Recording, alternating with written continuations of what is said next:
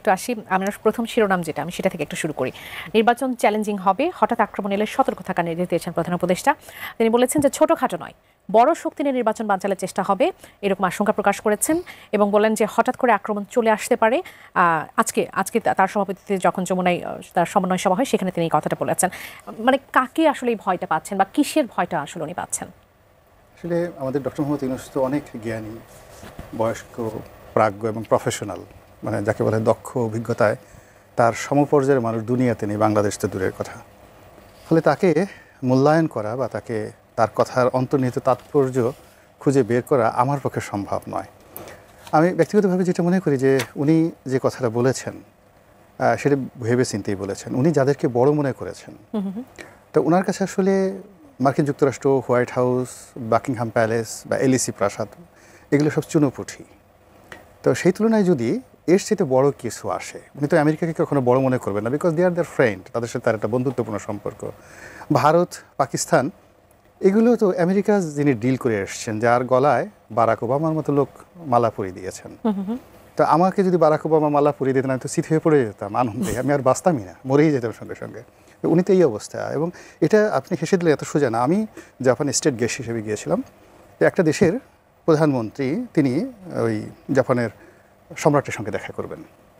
তো ওখানে দেখা করার জন্য কয়েকবার মানে তাকে প্র্যাকটিস করতে হয়, এবং এইভাবে নড়া যাবে না, এইভাবে চলা যাবে না, এইভাবে করা যাবে না, এইভাবে 2-3 বার যখন তাকে প্র্যাকটিস করতে বলা হলো, একটা সময় তিনি জ্ঞান হারিয়ে ফেললেন। এই প্রাইম মিনিস্টার আমি যখন বললাম যে আমি তোমাদের দেশে আসলাম, একটু জাপানের সম্রাটের সাথে যদি দেখা করতে পারতাম, বলে যে আসলে এটা তোমার লেভেলে হবে না, মানে এটা তুমি প্রধানমন্ত্রী পর্যন্ত যেতে পারো, পার্টি পর্যন্ত যাবে না, ওখানে অনেক ঝামেলা আছে, এই ঘটনা আর কি আমাকে পররাষ্ট্র মন্ত্রণালয় বলা হলো। তো সেক্ষেত্রে আমরা দূর থেকে অনেক দেখি।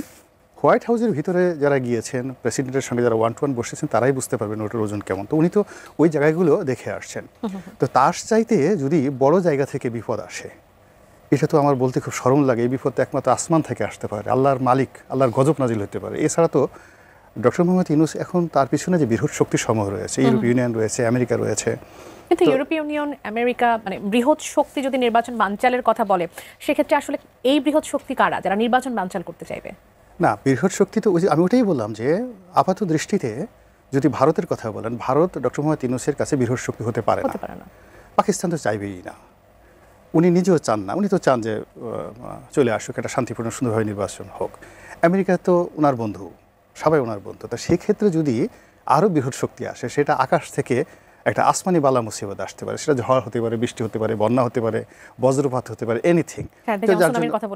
সুনামি হতে পারে, আরও অনেক কিছু হতে পারে। তো ওটা ছাড়া তো আমার এই মুহূর্তে অন্য কোনো কিছু আমি দেখছি না। অন্য কোন বৃহৎ শক্তি হতে পারে আপনার কাছে এমনিতে কি মনে হয় যে মানে কোন শক্তি নির্বাচন বানচাল করার জন্য বড় কোনো আক্রমণ চালাতে পারে? আমি বৃহৎ শক্তি বাদ দিলাম, আপনার দৃষ্টিতে? আমার দৃষ্টিতে না, আমার দৃষ্টিতে এখানে আমি প্রথমত শাহেদ আলমকে ধন্যবাদ জানাই, বিকজ তিনি আমাদের দেশে যারা সামাজিক মাধ্যমে শেখ হাসিনা বিরোধী একটা জনমত গঠন করেছেন দেশের বাইরে থেকে, তাদের মধ্যে অবশ্যই তিনি অগ্রগামী, in a positive way. There are many social influencer যাদের অনেক দুর্নাম বদনাম আছে, বাট তিনি একটা শালীনতার মধ্যে থেকে এই কাজটি করে গেছেন। তো আজকে টকশোতে পাশাপাশি আমাদের প্রথম দেখা হলো, সো এটা আমার জন্য একটা স্যাটিসফ্যাকশন, এবং তিনি যে কথাগুলো বললেন সেটা অত্যন্ত পজিটিভ। তো আমি যেটা বললাম যে আমাদের এই বাংলাদেশ হলো অসম্ভবের দেশ এবং সব সম্ভবের দেশ। এখানে এমন সব ঘটনা ঘটে যায় যেটা আমরা কখনো কল্পনা করতে পারি না। শেখ হাসিনার পতন হবে, শাহেদ বুকে হাত দিয়ে বলুক তো 4 তারিখে সে কখনো কল্পনা করেনি। কিংবা উনি ডক্টর মোহাম্মদ ইউনূসের সামনে একটা কোরআন শরীফ ধরে দেখেন, উনি কোরআন শরীফ ছুঁয়ে বলুন যে 7 তারিখ পর্যন্ত উনি বিশ্বাস করতে পেরেছেন কিনা যে না 7 তারিখে শেখ হাসিনার পতনের পরেও 7 তারিখে উনি যখন প্যারিসে ছিলেন, প্লেনে ওঠার আগ পর্যন্ত ওনার বিশ্বাস হয়েছে কিনা যে উনি going to B the prime minister বাংলাদেশের।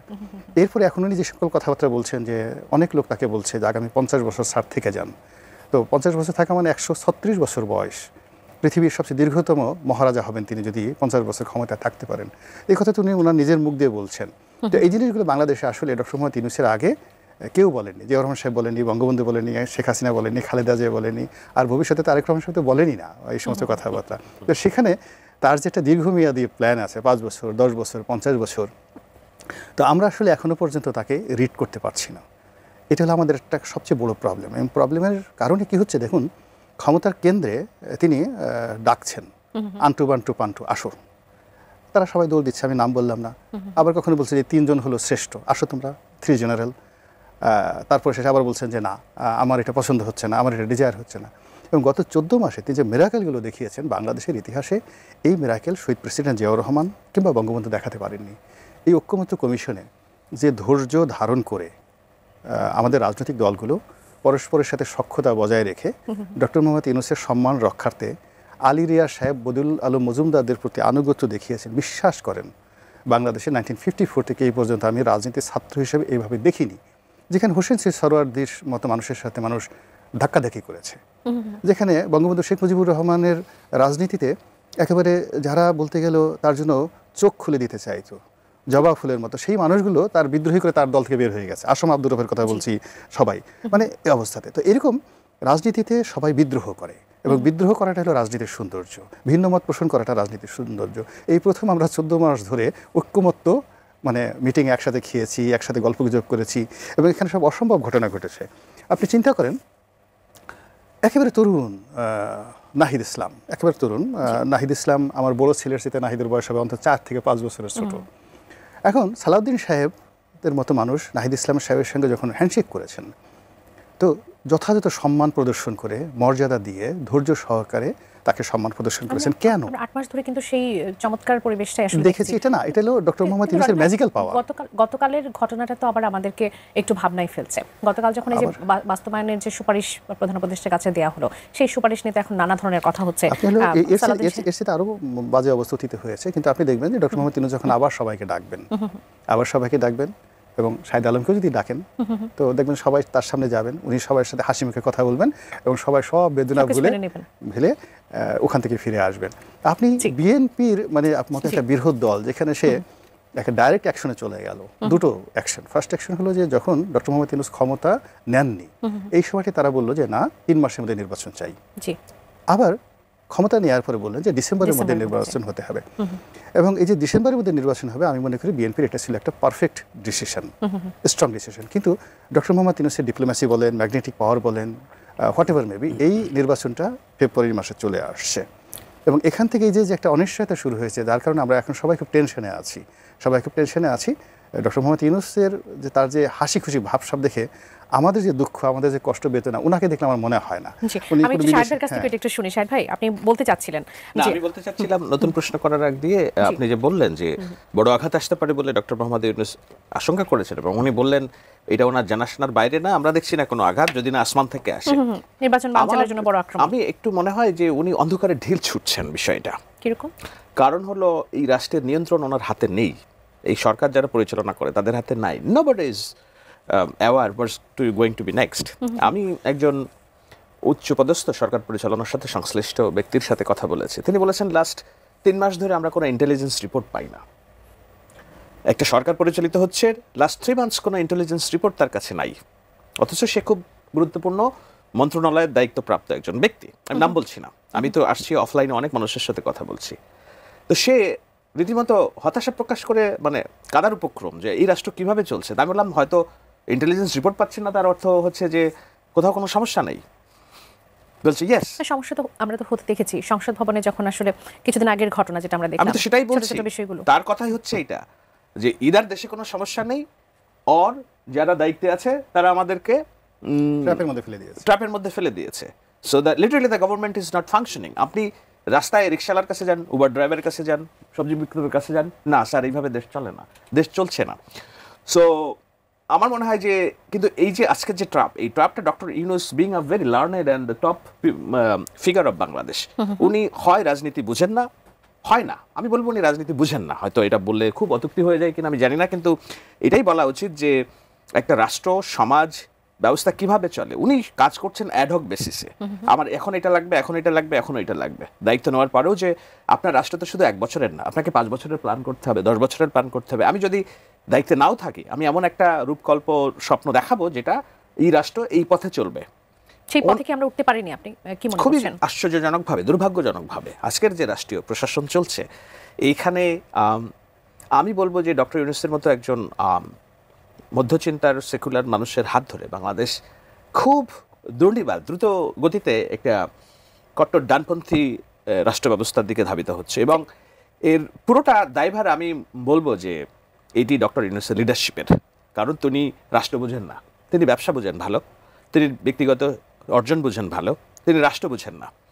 তো সেই কারণে উনি যেই বলছেন যে ব্যাপক হামলা হইতে পারে, হামলা তো হইতেই পারে। উনি হয়তো আওয়ামী লীগকে মিন করছেন, তা আওয়ামী লীগ তো আছে, আমরা অস্বীকার করি, সংঘবদ্ধ একটা শক্তি, কিন্তু তারা তো গত 11-12 মাসে 14 মাসে হালে পানি পাওয়ার মতো জনসমর্থন তাদের নেই। এই নির্বাচন যদি হয় সামনে, আওয়ামী লীগের কারোর ক্ষমতা নেই এই নির্বাচন আটকানোর। কিন্তু উনি এই মেকি ভয়গুলো দেখাচ্ছেন, কেননা এই ভয়ের পরিবেশটা উনি নিজে তৈরি করেছেন। তিনি কি নিজেই ভয় পাচ্ছেন বলে কি এসব না, তিনি নিজে তৈরি করেছেন এটা। এই যে ইন্টেলিজেন্স 3 মাস ধরে রিপোর্ট দিচ্ছেন না, কেন দিচ্ছেন না? কারণ ইন্টেলিজেন্সের সাথে সরকারের যে নিবিড় সম্পর্ক থাকার কথা সেটা নেই। এখন উনি জানেন না ইন্টেলিজেন্স তাকে কোথায় নিয়ে যাবে। তো আপনি কি ইন্টেলিজেন্স ভেঙে ফেলবেন রাষ্ট্রের? একটা রাষ্ট্রের ইন্টেলিজেন্স ভেঙে ফেললে আপনি পরবর্তীতে কিভাবে চলবেন? যেহেতু ওনার নিয়ন্ত্রণ নাই, কোনো সুসম্পর্ক নাই কোনো, আমার মনে হয় উনি মানে ঢিল ছুটছেন। আমি জানি না এটা দ্বিমত করার কেন, এবং এটার মধ্যে দিয়ে আমাদেরকে একটা এটাকে কি বলে ভয়ের সংস্কৃতির মধ্যে রাখার চেষ্টা করছেন এবং বোঝানোর চেষ্টা করছেন যে দেখো তোমরা যদি এটা না করো, ওটা করো, আমি যদি না বলি তা বলি, তাহলে বিপদ পড়বে আর কি। রাজনৈতিক দলগুলোকেও বিশেষত যারা দীর্ঘ আন্দোলন সংগ্রামে জড়িত ছিল তাদেরকে ট্রাপে ফেলে কিছু একটা করার চেষ্টা করা হচ্ছে। এইসব ভয়টাই এটারই অংশ বলে আমি মনে করি। বাংলাদেশের মানুষ এত সহজ না যে না। আওয়ামী লীগের প্রসঙ্গ যেহেতু এলো, ক্ষমতাচ্যুত প্রধানমন্ত্রী শেখ হাসিনার রয়টার্সের ইমেলে পাঠানো প্রশ্নের উত্তরে কিছু বিষয় এসেছে, সেটা নিয়ে তিনি বলেছেন যে আওয়ামী লীগকে আগামী বছরের নির্বাচনে যদি অংশ নিতে না দেওয়া হয় তাহলে যে দলটির লাখ লাখ সমর্থক আছে এই নির্বাচনটা বয়কট করবে। তিনি বলেছেন, শেখ হাসিনা বলেছেন তার দলকে বাদ দিয়ে হওয়া নির্বাচনের মাধ্যমে যেই সরকারি হোক তাদের সময়ে তিনি দেশে ফিরবেন না এবং তিনি ভারতে অবস্থান করবেন। আপনার কাছে কি মনে হয় যে লাখ লাখ হোক বা কোটি কোটি হোক বা শত হোক হাজার হোক যে ভোটাররা আছেন তারা আসলে আওয়ামী লীগ না থাকলে তারা নির্বাচন বয়কট করবে? I don't think so. আপনাকে মানে আমি গ্রাউন্ড রিয়েলিটি, আমি গ্রামগঞ্জে ঘুরে এসেছি, তো I talk with freedom fighters, I talk with Hindu communities, এবং রুট লেভেলে আমার বাড়ির সাতক্ষীরা তো জামায়াতের একটা প্রভাব আছে, কিন্তু ওখানে আওয়ামী লীগ বিএনপির প্রভাব কম না।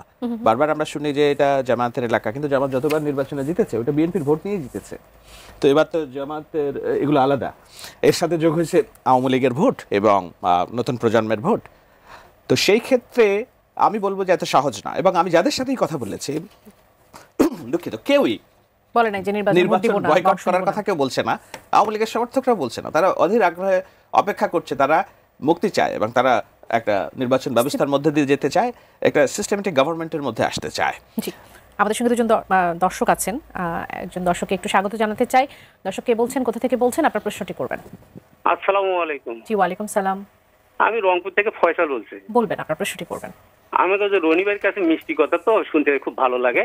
হ্যাঁ, আমার প্রশ্ন হলো ওই যে জাতীয় সনদ, সব বিষয়ে যে কটা বিষয়, সব বিষয়ে তো এক দলেরা একমত হতে পারে নাই।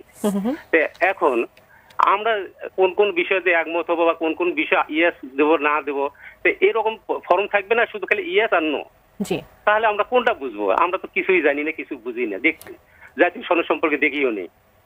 জি, আপনার প্রশ্নটি পেয়েছে, অসংখ্য ধন্যবাদ। থাকুন আমাদের সঙ্গে, বিরতির পর আপনার প্রশ্ন উত্তরটা নিব। এই মুহূর্তে আরেকজন দর্শক আছেন আমাদের সঙ্গে, তার প্রশ্নটিও নিতে চাই। দর্শক স্বাগত জানাই, কে বলছেন, কোথা থেকে বলছেন, আপনার প্রশ্নটি করবেন। দর্শক নিশ্চয়ই আছেন আমাদের সঙ্গে। Hello hello madam. জি, আপনাকে শুনতে পাচ্ছি। আপনার নামটি বলবেন আর কোথা থেকে বলছেন, প্রশ্ন করবেন। আমি মকবুল হোসেন মিনু, রাজশাহী থেকে বলছি। আমার প্রশ্ন হচ্ছে, নির্বাচনের কথা অবশ্যই আলোচিত হবে টিভিতে বা চ্যানেলে, কিন্তু তার সঙ্গে সঙ্গে দেশের অর্থনীতি, দেশের সমাজনীতি, দেশের স্বাস্থ্যনীতি এবং দেশের যে করুণ অবস্থা, এখান থেকে কি করে উঠে আসা যায় সেই বিষয়গুলো আলোচনায় আসা উচিত। এই প্রশ্নটাই রাখলাম গোলাম মাওলা রনির কাছে এবং প্রবাসী সাংবাদিক। এখন আরো দুজন দর্শক আছেন, তাদের প্রশ্ন নিয়ে এই পর্ব শুরু করতে চাই। দর্শক স্বাগত জানাই, কে বলছেন, কোথা থেকে বলছেন, আপনার প্রশ্নটি করবেন। জি, আসসালামু আলাইকুম। জি, ওয়ালাইকুম সালাম। আমি রবি বলছিলাম চট্টগ্রাম থেকে। বলবেন। আচ্ছা, আমি মিস্টার শাহেদ আলমের কাছে কোশ্চেন, সেটা হলো যে 5 আগস্টের আগ পর্যন্ত মানে ওনার একটা রেভলিউশনে ওনার একটা কন্ট্রিবিউশন ছিল, বাট আফটার 5 আগস্ট ওনার বিভিন্ন ধরনের ডিসকাশন, টকিং, জনমনে একটা বিতর্ক তৈরি করছে, নতুন বিতর্ক বাংলাদেশের মাধ্যমে। তো আমার কোশ্চেনটা হচ্ছে যে আজকে যে ডক্টর ইউনূস সরকার, সেখানে আমরা যারা সাংবাদিকতায় পেশা নিয়ে আছি, ওরা কি আসলে দেশ গড়া বা সমাজ গড়ার প্রত্যয় নিয়ে কোনো ধরনের কন্ট্রিবিউশন রাখবেন কিনা বা ভবিষ্যতে আমরা সেটা দেখতে পাবো কিনা? সেকেন্ড কোশ্চেন হচ্ছে যে গোলাম মাওলা রনির কাছে, সেটা হচ্ছে যে পুরো বিশ্বে ওয়েলফেয়ার পলিটিক্স নামে একটা কনসেপ্ট তৈরি হয়েছে। সেই ওয়েলফেয়ার পলিটিক্স এর মধ্যে বিভিন্ন ধরনের কল্যাণমূলক রাষ্ট্র কিভাবে তৈরি করা যায়, সোসাইটি কিভাবে আমরা ভ্যালু অ্যাড করতে পারি সেই ধরনের কনসেপ্টগুলো নিয়ে আসতে হবে। তো আমরা যদি পরস্পরকে ব্লেম গেম না করে একটা ওয়েলফেয়ার পলিটিক্সের দিকে যদি আমরা যাই, আশা করি একটা দেশ হিসেবে আমরা বাংলাদেশ একটা কল্যাণমূলক রাষ্ট্র হিসেবে একটা সোসাইটি তৈরি করতে পারবো বলে আমার বিশ্বাস। সেই জায়গা থেকে গোলাম মাওলা রনি সাহেব যদি আমাদেরকে জিনিসটা ব্যাখ্যা করতেন। অসংখ্য ধন্যবাদ। থাকুন আমাদের সঙ্গে, আরেকজন দর্শক আছেন, তার প্রশ্ন নিতে চাই। হ্যালো, জি আপনাকে শুনতে পাচ্ছি, স্বাগত জানাই। কে বলছেন, কোথা থেকে বলছেন, আপনার প্রশ্নটি করবেন। আমি কক্সবাজার চকরিয়া 1 আসন থেকে বলছিলাম। বলবেন, আপনার প্রশ্নটি করবেন।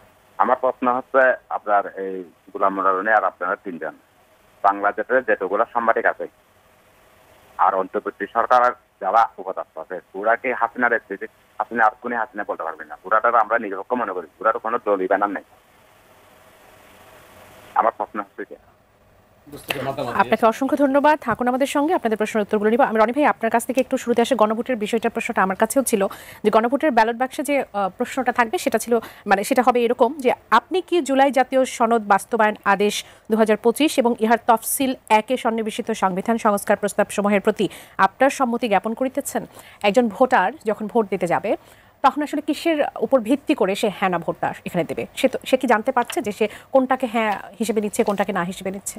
শুনুন, আসলে ছোট মুখে বড় কথা হয়ে যায়। এই গণভোটের বিষয়টি শুনলে গোস্বা এসে যায়, মেজাজ গরম হয়ে যায়। কেন বলছি। দ্বিতীয়ত, এই গণভোটের কথা যখন জামাতের মুখ থেকে শুনি তখন আরও বেশি মন খারাপ হয়ে যায়। মূল ব্যাপারটা হলো কি, যে বয়স হলো, এখন জামাতের যারাই রাজনীতিতে এখন শীর্ষ পর্যায়ে আছেন, জামাতের আমির হয়তো অল্প কয়েক বছরের বড় হবেন, বাকি সবাই আমাদের বন্ধুবান্ধবের লেভেলে আছেন। আমরা তৃণমূল পর্যায়ে বিএনপি, আওয়ামী লীগ বিভিন্ন সময়টাতে তাদের নির্বাচন দেখে আসছি। এখন যে পরিবেশ পরিস্থিতিতে তৈরি হয়েছে, এই জুলাই বিপ্লব, জুলাই গণঅভ্যুত্থান যেটাই বলেন না কেন, এটা আমাদের একটা যুগান্তরকারী বাঙালির ইচ্ছা, অভিলাষ পূর্ণ হয়েছে আন্দোলনের মাধ্যমে, এটা সত্য। কিন্তু এই বিষয়টা নিয়ে গণভোটের প্রয়োজনীয়তা রয়েছে এটা আমি মনে করি না। এটা যারাই বলছে তারা এই বর্তমান যে চলমান রাজনীতি, নির্বাচন, গণতন্ত্র প্রতিষ্ঠা কিংবা এই যে একটা কল্যাণকামী একটা রাষ্ট্র, এমনকি ডক্টর মোহাম্মদ ইউনূসকে কেন্দ্র করে আমরা যে একটা সুদূর প্রসারী পজিটিভ চিন্তাভাবনা করেছিলাম। এখানে শাহেদ আছেন, আমি মনে করি শাহেদ যদি বুকে হাত দিয়েও বলে তবুও সে বলবে যে আমি ডক্টর মোহাম্মদ ইউনূসকে নিয়ে অনেক সুন্দর স্বপ্ন দেখেছিলাম। এবং আমরা এই বাংলাদেশে শেখ হাসিনার জমানাতে 2009 থেকে আজ অবধি মানে ডক্টর মোহাম্মদ ইউনূসের উপর যে শেখ হাসিনা যা কিছু করেছে 100% জনমত, এমনকি আওয়ামী লীগের খুব কট্টর যারা শেখ হাসিনাকে মানে তেল দিতে চাইতেন তারা প্রকাশ্যে বলতেন, কিন্তু অপ্রকাশ্যে তারা কিন্তু ডক্টর মোহাম্মদ ইউনূসের প্রতি সফটেন ছিলেন। তো সেই যে একজন মানুষের প্রতি যে আমাদের সমর্থন, প্রেম, ভালোবাসা, এই যা কিছু তাকে নিয়ে আমরা চিন্তা করেছি সব কিছু পণ্ড হয়ে যাবে, নষ্ট হয়ে যাবে, পচে গলে দুর্গন্ধ হয়ে বের হবে যদি এই গণভোটের মতো ঘটনায় ডক্টর মোহাম্মদ ইউনূসকে জড়ানো হয়, উনি সম্মতি দেন অথবা উনি এই ঘটনার সাথে কোনো কারণে সম্পৃক্ত হয়ে পড়েন। ফলে এটা আমি মনে করি আমাদের একটা জাতীয় দায়িত্ব এটাকে অপোজ করা। এমনকি বিএনপিও যদি, তারেক রহমান সাহেবও যদি সম্মতি দেন, আমি বলবো উনি ভুল করেছেন এবং উনি ভুল করবেন। গণভোটের এই বিষয়টি আলোচনাই করা উচিত না, নাম্বার 1। নাম্বার 2 হলো যে এখানে জুলাই সনদে যা কিছু রচিত হয়েছে, যা কিছু লেখা হয়েছে, যেভাবে স্বাক্ষর করা হয়েছে, পুরো জিনিসটার মধ্যে একটা হজবরল গোজামিল হয়েছে। আমাদের রাজনীতির ইতিহাসে অলমোস্ট যা কিছু আমরা মনে রেখেছি সব কিছু কিন্তু ট্রান্সপারেন্ট। আর আমাদের রাজনীতির ইতিহাসে হজবরল কেন মনে হলো? কেন এখানে সব দলগুলোই তো আসলে ছিল উপস্থিত থেকে তাদের প্রত্যেকের অবস্থান জানিয়েছেন, নোট অফ ডিসেন্ট দিয়েছেন, তাদের ইচ্ছা অনিচ্ছার কথা প্রকাশ করেছেন, এটা তো এমন হবার কথা না। ফার্স্ট থিং হলো যে এখানে তো আসলে যদি সত্যি কথা বলি, শেখ হাসিনার পতনটা আমাদের এক্সপেক্টের মধ্যে ছিল না, স্বপ্নের মধ্যে ছিল। আমরা যেমন এখন দেখেন শেখ হাসিনা জীবিত আছে, আমরা মনে করছি তার জীবিত থাকাটা আমাদের জন্য একটা ন্যাশনাল থ্রেট। আর এই থ্রেট থেকে বাঁচার জন্য আমরা প্রতিদিন ফটোকার্ড ব্যবহার করছি, আজকে হসপিটালে, কালকে ক্যান্সার হয়েছে, পরশুদিন মারা গেছে।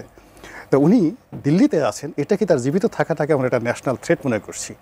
এবং যেখানে ডক্টর মোহাম্মদ ইউনূস আকার ইঙ্গিতে যেটা বোঝাতে চাচ্ছেন যে অনেক বড় একটা আক্রমণ আসতে পারে, হঠাৎ কি শেখ হাসিনা টুস করে ঢুকে যেতে পারে, তখন আমার কি হবে গো, আমি কোথায় যাবো গো, এরকম একটা পরিস্থিতি হতে পারে। তো এরকম একটা অবস্থায় শেখ হাসিনার পতনের পরে আমরা সবাই আসলে ভ্যাবাচাকা খেয়ে গেছি। তো সেখানে সরকার গঠন যা কিছু হয়েছে সবে আবেগের বশবর্তী হয়ে এবং কোনো রকম পূর্ব পরিকল্পনা ছাড়া। এরকম একটা ঘটনার পরে যা হয় সেটা হলো একে অপরের প্রতি দায়িত্ব এবং কর্তব্য পালন করা। বিএনপি বড় দল হিসেবে সে যেহেতু রাষ্ট্র পরিচালনা করেছে, ফলে সে জানে যে এখানে আমাকে ধৈর্য ধারণ করতে হবে, নেগোশিয়েবল পাওয়ার, হ্যাঁ এখানে সেই আমাকে নেগোসিয়েশন করতে হবে এবং আমাকে সহযোগিতা করতে হবে, এবং তারা সরকারের প্রতি সেই জিনিসটা করেছে। কিন্তু সরকারে যারা কর্তা ব্যক্তি একটা গ্রুপ যখন তাকে সহযোগিতা করতে আসে, আনুগত্য দেখাতে আসে, এটা যে দুর্বলতা নয়, এটা অনুধাবন করার মতো শক্তি এখনো তাদের হয়নি। ফলে এই যে রাজনৈতিক দলগুলো যেভাবে আনকন্ডিশনালি তাদের ডাকে গেছে, যমুনাতে গেছে এবং পদে পদে অপমানিত হয়েছে, লাঞ্ছিত হয়েছে, প্রতারিত হয়েছে, এটার যে প্রতিফল সেটা এখন তারা বুঝতে পারেনি। ফলে কি হলো, যেভাবে বলা হয়েছে স্বাক্ষর করে গুড ফেইথে গুড ট্রাস্টে তারা স্বাক্ষর করেছে, কিন্তু ওইটাকে আবার অ্যামেন্ডমেন্ট করে যে জিনিসগুলো তারা সংযুক্ত করেছে, সালাউদ্দিন সাহেব ভদ্রলোক মানুষ ওইভাবে বলেছেন। ওখানে যদি কোনো অভদ্র থাকতেন তাহলে বুঝতেন যে ভাষা কি। ওইটার আপনি ওই সেম জায়গাতে আপনি মাইকটা শেখ হাসিনার কাছে দিয়ে দেন, ওবায়দুলের কাছে দিয়ে দেন, আপনি গিয়ে দেখবেন যে ওনাকে এমনভাবে গালাগালি করবে, ওনার যমুনাতে থাকা ওনার জন্য খুব কষ্টকর হয়ে যাবে। আমি শাহেদ আলম ভাই আপনার কাছে একটু আসি। অনেকগুলো প্রশ্ন আছে আমাদের। রবিন চট্টগ্রাম থেকে তিনি প্রশ্ন করেছেন যে 5 আগস্টের আগে পরে আপনার যে অবস্থান, পরের অবস্থানে যে বিতর্কগুলো সৃষ্টি হয়েছে সেটি আসলে কেন হলো সেটি জানতে চেয়েছেন। এবং দ্বিতীয় প্রশ্নটি আমি ঠিকমতো আসলে বুঝিনি, তারপরে যতটুকু বুঝতে পারলাম যে ডক্টর মোহাম্মদ ইউনূস আরো যারা আছেন তাদেরকে আমরা নির্বাচনের পরের যে বাংলাদেশ সেখানে আমরা কিভাবে মানে কল্যাণমূলক রাষ্ট্রের কথা প্রশ্নটা ছিল, ওয়েলফেয়ার পলিটিক্সের কথা আমি ভাইয়ের কাছ থেকে শুনবো। না ঠিক আছে, আমিও বলি। আমার মনে হয় যে কেন বিতর্ক হলো, আমি পার্সোনাল জায়গা থেকে ক্লারিফিকেশনের জন্য সময় নষ্ট করব না। আমি প্রথম অংশে আমি বলে ফেলেছি যে এক একজনের এক এক রকম এজেন্ডা আছে, বাংলাদেশ রাষ্ট্রটাকে এক একজন এক একভাবে দেখতে চায়। তো বিতর্কের যে জায়গাটা হলো, আমি যে বাংলাদেশের স্বপ্ন দেখছি সারাক্ষণ সেটি হলো যে অন্তর্ভুক্তিমূলক সহাবস্থান, মারামারি কাটাকাটি না, ধর্মনিরপেক্ষ একটা রাষ্ট্র ব্যবস্থা, হ্যাঁ লিবারেল ডেমোক্রেসি। সেখানে অন্যরা দেখতে চাচ্ছে যে সবকিছু ভেঙে ফেলা, রাষ্ট্রের অস্তিত্ব। হ্যাঁ, তো সেই যারা যেই এজেন্ডা নিয়ে কাজ করছে তাদের সাথে এই বিতর্কটা, দ্বন্দ্বটা এসেছে 5 আগস্টের পরে, যখন শেখ হাসিনা নাই হয়ে গিয়েছে, তখন এই রাষ্ট্রের দখলকে কত তাড়াতাড়ি নিতে পারে। এবং সেই দখল প্রচেষ্টা যে এখনো থেমে আছে আমি বলবো না, স্টিল গোয়িং।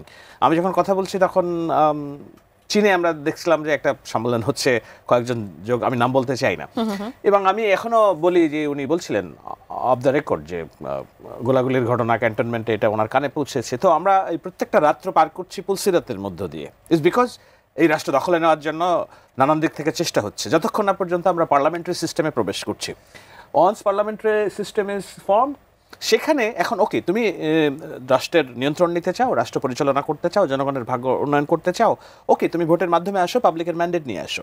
কিন্তু আজকে যে অবস্থায় রাষ্ট্র আছে, এই অবস্থায় আমি বলি যে পুলসিরাতের মধ্য দিয়ে যাচ্ছে। এবং লাস্ট স্ট্রং হোল্ড একটা জায়গা আছে, কনস্টিটিউশনাল গভর্নমেন্টের শেষ ফর্মটা আমরা কেবল ধরে রেখেছি।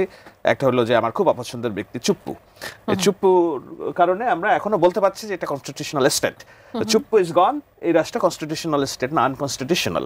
তো যখন এই রাষ্ট্র আনকনস্টিটিউশনাল, আপনি যে কাউকেই, গোলাম মাওলানার অনেকে প্রধানমন্ত্রী বানায় দিতে পারেন, আবার আপনাকে মানে কি বলে প্রেসিডেন্ট বানায় দিতে পারে। যার গায়ে যত জোর বেশি সে তত এই রাষ্ট্রের পদগুলো দখল নিতে পারে। কেননা পার্লামেন্টারি সিস্টেমে আপনাকে রাষ্ট্রপতি নির্বাচন করতে হলে আপনাকে পার্লামেন্ট থাকতে হবে। আমার পার্লামেন্ট নাই, শেখ হাসিনার বদৌলতে 300 জন এমপি পালিয়ে গিয়েছে। এই অবস্থায় আমার লাস্ট কনস্টিটিউশনাল হোল্ড হচ্ছে আমার রাষ্ট্রপতি। Once parliamentary system is activate, আমার নির্বাচন হলো, আমি রাষ্ট্রপতিকে পরের দিন বিদায় দিতে পারবো, আমার সমস্যা নাই। কিন্তু তার আগে আমার এই জায়গাটা লাগবে। এই জন্য আমরা বলছি যে এখনো এই রাষ্ট্রের দখল নেওয়ার জন্য নানান রকম প্রচেষ্টা হচ্ছে। সেই কারণে দ্বন্দ্বটা আমার, তারা একভাবে এটাকে সমর্থন করছে, আমি বলছি না আমার রাষ্ট্র ঠিক রাখতে হবে। আপনি যেটা বলছিলেন রাষ্ট্রকে নিয়ে, কক্সবাজার থেকে একজন প্রশ্ন করেছিলেন যে সাংবাদিকরা কেন পতিত সরকার প্রধানমন্ত্রী যিনি তাকে ফ্যাসিস্ট আসলে বলেন, সাংবাদিকদের মুখ থেকে তারা আসলে এই ধরনের শব্দ শুনতে চান না। এটা নিয়ে বিতর্ক আছে, যেমন এটা জামাতে ইসলামের আমির সম্মানিত আমির শফিকুর রহমান বলেছেন যে আমি বারবার ফ্যাসিস্ট শব্দ শোনা পছন্দ করি না, বলা উচিত না। হ্যাঁ, সাংবাদিকরা কেন বলবেন, মূলত তার প্রশ্নটা এটা ছিল। এইটা এখন সাংবাদিক, আমরা তো সাংবাদিকতা করি, আমাদের সবারই, আমি শেখ হাসিনার নাম ফ্যাসিস্ট না বলে আমি তাকে সবসময় মাফিয়া বলি আর কি। মাফিয়া রাষ্ট্র ব্যবস্থা তিনি কায়েম করেছিলেন, যেখানে বিচার বিভাগ তার নির্দেশে চলবে, গণভবনের নির্দেশ ছাড়া কাজ হবে না, পুলিশ তার নির্দেশে চলবে, ডিজিএফআই তার নির্দেশে চলবে, এবং গণমাধ্যম সমন্বিতভাবে আপনাকে ট্র্যাপে ফেলার জন্য আপনার একজন সাধারণ মানুষ হিসেবে যত জায়গায় আইনি সুরক্ষা কিংবা ন্যায় বিচার পাওয়ার জায়গাগুলো, ওই সব যুগগুলো জায়গায় তার লোক বসা। মাফিয়া শব্দটা এসেছে কোথা থেকে? সিসিলি থেকে। ছোট করে শুনবো, বিরতি নেবার সময় আছে। সিসিলিতে ক্ষমতাধর যারা সন্ত্রাসী ছিল তারা সোসাইটি নিয়ন্ত্রণ করতো, বিচার নিয়ন্ত্রণ করতো, পুলিশ নিয়ন্ত্রণ করতো। সো একজন সাধারণ মানুষের আর ন্যায় বিচার পাওয়ার জায়গা কোনো ছিল না। শেখ হাসিনার রাষ্ট্র ব্যবস্থা ছিল এরকম, গণতন্ত্রের মোড়েকে উনি সব কিছু নিজের মতো করে পরিচালিত করতেন। একটা মাফিয়া রাষ্ট্র ব্যবস্থা, ক্যাঙ্গারু আদালত, দলীয় লেজুর ভিত্তিক ছাত্রলীগ দিয়ে পুলিশ বাহিনী, ডিজিএফআই দিয়ে গুম করা। এবং আপনি আদালতে যাবেন, আচ্ছা ঠিক আছে, আমি যদি অবিচার করে থাকি তুমি আদালত থেকে প্রমাণিত হয়ে আসো। ওই আদালতে এমন বিচারপতি বসানো যে শেখ হাসিনার আঙ্গুল ছেঁড়া কাজ করতো। একজন সাধারণ মানুষ হিসেবে আমার ন্যায় বিচারের জায়গাটা কোথায়? এইটা ছিল না বলেই আমরা তার বিরুদ্ধে ফুঁসে উঠেছি। এই জন্য আমি তাকে মাফিয়া বলি। এখন এটাকে কি বলে, সাংবাদিকরা ফ্যাসিস্ট বলতে পারবেন কিনা শেখ হাসিনাকে, এটা পার্সোনাল ওরিয়েন্টেশনের বিষয়। এখানে এমন কোনো হার্ড এন্ড ফাস্ট রুল নাই যে এটা আপনি বলতে পারবেন বা বলতে পারবেন না। রনি ভাই, আপনার কাছে দর্শকের একটা প্রশ্ন ছিল, পৃথিবীর বিভিন্ন দেশের পলিটিক্সের একটা সিস্টেমের সাথে কম্পেয়ার করে তিনি বলেছেন যে ওয়েলফেয়ার পলিটিক্সের সিস্টেমের মাধ্যমে কেন আমাদের দেশে এটা অ্যাপ্লাই করা যায় না, কেন এটার মাধ্যমে বাংলাদেশে ভালো কিছু করা সম্ভব? তিনটা বিষয় নিয়ে আলোচনা করব খুব সংক্ষেপে। প্রথমত ওয়েলফেয়ার স্টেট, দ্বিতীয়ত ফ্যাসিজম নিয়ে, কেন শেখ হাসিনাকে বারবার আমরা ফ্যাসিস্ট বলতে পারছি না বা বলা উচিত নয়, আর থার্ড হলো শাহেদ আলম কেন এবং কিভাবে 5 তারিখের পরে তার মতাদর্শ চেঞ্জ হয়ে অনেকের অপছন্দের মানুষ পরিণত হয়েছে। তিনটা বিষয় নিয়ে ওয়েলফেয়ার স্টেটের 1 নম্বর বক্তব্যটা হলো যে একটা রাষ্ট্র পশ্চিমা দুনিয়া যদি ধরেন তাহলে প্রত্যেকটা জনগণ রাষ্ট্রকে বিশ্বাস করে, বিচার ব্যবস্থা থেকে শুরু করে সব জায়গাতে। ফলে তার বেতনের ক্ষেত্রে বিশেষে 60% পর্যন্ত সে রাষ্ট্রকে জমা দিয়ে দেয় যেন তার বিপদের সময় সেটা সে পেতে পারে। আমরা রাষ্ট্র ব্যবস্থাটাতে প্রথমত ওই পর্যায়ে নিতে পারিনি আমাদের কোনো কিছু যেটা জনগণ আমাদেরকে বিশ্বাস করতে পারে, ওইটা না হওয়া পর্যন্ত ওয়েলফেয়ার স্টেট হবে না। তো কাজেই আমরা ওর ধারে কাছে যেতে পারিনি। এখন আমাদের যেখানে জামিন দিতে গেলে হাইকোর্টের লোকদেরকে প্রশ্নবদ্ধ হতে হয়, এটা গেল ফার্স্ট ওয়েলফেয়ার স্টেট, আরও বহু বছর আমাদেরকে কাজ করতে হবে। 2 নম্বর হলো ফ্যাসিজম, যে জিনিসটা আছে সেই শব্দটা কিন্তু অত্যন্ত পজিটিভ, এবং ইটালিতে যে ফ্যাসিজমের উদ্ভব হয়েছিল মানে ইটালিতে যেটা সেটা হলো মুসোলিনি। তো এই যে মতবাদটি অত্যন্ত জনপ্রিয় হয়ে সে কিন্তু একজন সাংবাদিক হিসেবে সেখানে কিন্তু রাষ্ট্র ক্ষমতা এসেছিলেন, যেটা তার কর্ম, যেমন শেখ হাসিনা যদি আপনি ধরেন গণতান্ত্রিক নেত্রী, কিন্তু সে গণতান্ত্রিকে সে স্বৈরাচারের দিকে নিয়ে গিয়ে মানে তার যে ক্যারেক্টারিস্টিক্সটাকে নষ্ট করে ফেলছে। কিন্তু ফ্যাসিজমটা ইটালিতে আবার নতুন করে জনপ্রিয় হয়ে গেছে, এবং এখন যে ইটালির যে প্রধানমন্ত্রী জর্জিয়া মেলোনি, তিনি কিন্তু এই যে ফ্যাসিস্ট যে মুসোলিনি তার দলের ধারক বাহক, এবং আপনি অবাক হয়ে যাবেন যে নাৎসিজম নাও জার্মানিতে সবচেয়ে জনপ্রিয় এই মুহূর্তে, এবং হিটলার সবচেয়ে জনপ্রিয় ব্যক্তিদের সেখানে। ফলে আসলে কোনো একটা বিষয় মানে কোনো একটা ন্যারেটিভ তৈরি না করে কোনো একটা ব্যক্তির যে অপকর্ম আছে সেই অপকর্মটাকে আমরা যত বেশি তুলে ধরতে পারবো, শেখ হাসিনা আসলে কী করেছে, কিন্তু সেটাকে যদি আমরা একটা ব্র্যাকেটের মধ্যে এটা ফ্যাসিজম, এটা রাজাকার, এটা আলবদর, ওটা আসলে আমরা নিজেদের সঙ্গে একটা আত্মপ্রবঞ্চনা আমরা করতেছি, এটার ঘটনা। থার্ড হলো শাহেদ আলম। শাহেদ আলম আসলে কী করেছেন বা না করেছেন আই ডোন্ট নো, বাট আমার খুব ভালো লাগছে যে দেশের বাইরে যে সকল ইউটিউবার আছেন, যে সকল সোশ্যাল অ্যাক্টিভিস্ট আছেন, তার মধ্যে একমাত্র সে এই ঢাকার শহরে ঘুরে বেড়াচ্ছে। তো ঘুরে বেড়াচ্ছে, অন্য যারা আছে তারা বিদেশে বসে রাম করেঙ্গা, ত্যাং করেঙ্গা, মেরে ফেলেঙ্গা, কিন্তু বাংলাদেশে ঢাকা শহর ঘুরতে পারছে না। যখন সে ট্রান্সপারেন্টলি ঢাকা শহর ঘুরে বেড়াচ্ছে, আমার কাছে মনে হচ্ছে হি ইজ রাইট।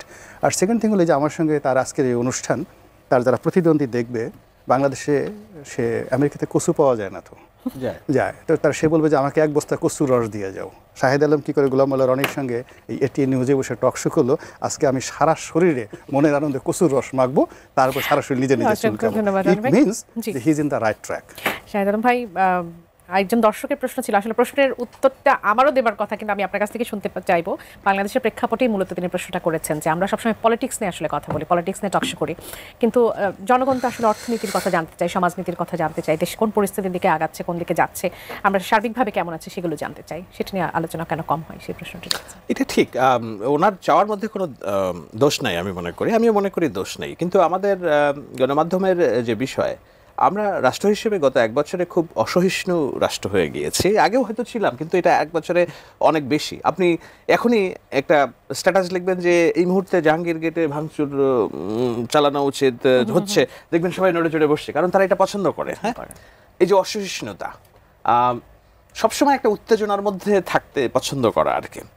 তো সেটা যেহেতু গণমাধ্যমের উপজীব্য, এবং আমাদের রাষ্ট্র ব্যবস্থায় সমাজে কিছু মানুষ ব্যক্তিত্ব চরিত্র তৈরি হয়ে গেছে, এবং যারা এটাকে উপজীব্য করেই তাদের নিজের এটাকে বলে ভ্যালিডিটি তারা টিকিয়ে রেখেছেন, সুতরাং আমাদেরও একটা বড় অংশ এগুলো নিয়েই ব্যস্ত হচ্ছে। কিন্তু হওয়া উচিত ছিল কি আসলে সত্যিই ভিন্ন। আজকে এই আমি আসার পথেও দেখলাম যে ধরেন বৃষ্টি হচ্ছে, এই পুরা কারণ বাজার এলাকার 80% রাস্তার 2 পাশে জায়গা দখল হয়ে আছে, 20% রাস্তা দিয়ে আমাকে যেতে আসতে কষ্ট করা হচ্ছে।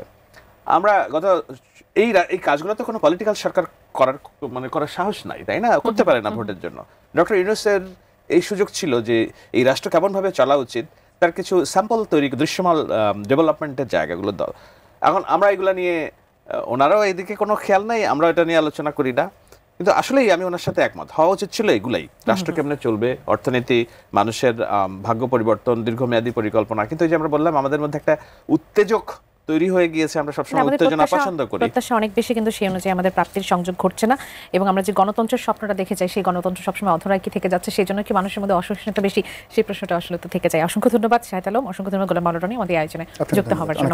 দর্শক, স্বাধীন সংলাপে এতক্ষণ আপনারা যারা ছিলেন, আগামী পর্ব দেখার